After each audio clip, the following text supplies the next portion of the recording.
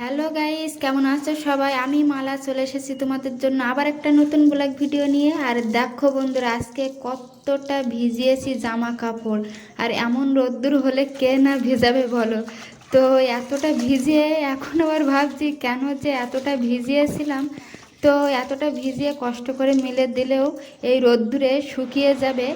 আর এইদিকে দেখো, আমি কাচতে কাচতে আবার উঠে চলে এসেছি, এসে ভাতটা উপুর করে দিয়েছি। আর এই দিকে দেখো, নাইটি, চুড়িদার আর শাড়ি সব কিছু আমি কেচে দিয়েছি। দেখো সব সমেত, মানে ঘর সমেত কেচে দিয়েছি এরকমই।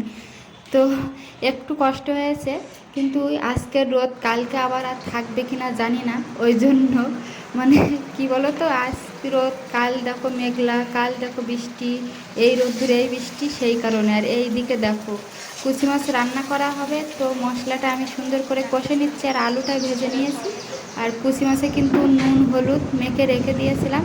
আর তাড়াহুড়ো করে আমি মেয়েকে টিফিন বানিয়ে দিচ্ছি।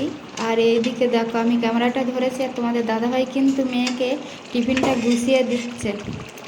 আর এইদিকে এত কাছাকুচি করা হয়েছে বন্ধুরা, করে শরীরটা ভীষণ খারাপ লাগছে। কি করব, কিছু করার নেই, কাচতে তো হবে।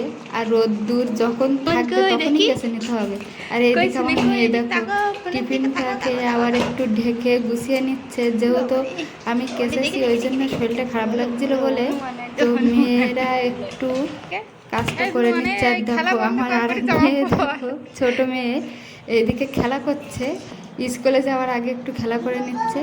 তো আমি তাড়াহুড়ো করে, এখন দেরি হয়ে গেছে ওই জন্য এখন আর চুড়িদার পরবো না, এই নাইটি পরে হাফ দূরে ওকে ছেড়ে দিয়ে আসবো।